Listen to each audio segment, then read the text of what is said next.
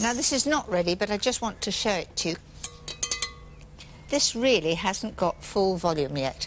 It's still rather yellow. It will get a bit whiter than that, and it'll be sort of soft peaks, but it just needs a bit more. You can over-whip it at this stage, and if you over-whip it, it breaks into pieces in the top of the bowl. Whisk the egg whites for a couple of minutes until they're stiff but not dry.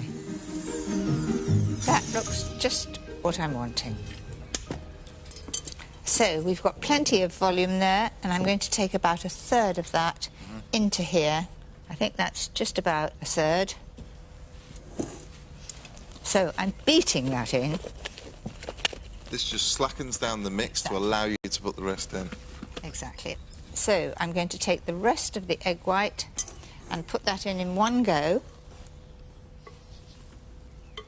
This is the key stage, I think, when you're starting to fold in lightly the last bit of meringue. Once you've slackened off the mix, the addition of the extra, essentially, air being added to a slacker mix would then retain the air. Adding it to a thicker mix in one bulk would just decimate the air bubbles and therefore give you a flatter Sachertorte. Exactly. It's coming through. I'm doing it carefully and slowly. And if you want to, you can make the actual base of the Sachertorte a day before or 2 days before, and then ice it when you want it.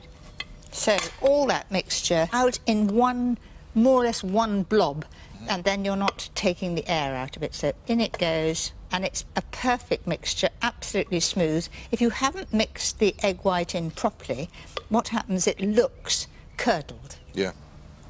Then, important to level this. It will not take its own level because it's a fairly stiff mixture. And try not to get it up the sides of the tin, because that'll just burn on the tin and also be difficult to get out. It's not going to go massively up the side of that, is it? No, it'll just be a little bit deeper. So that's ready to go into the oven. You should have your oven set, and it should be 160 fan. That's 180 in a conventional oven. It'll take between 45 minutes and 50 minutes. It's got to be shrinking away from the sides of the tin. It has a slight crust on the top.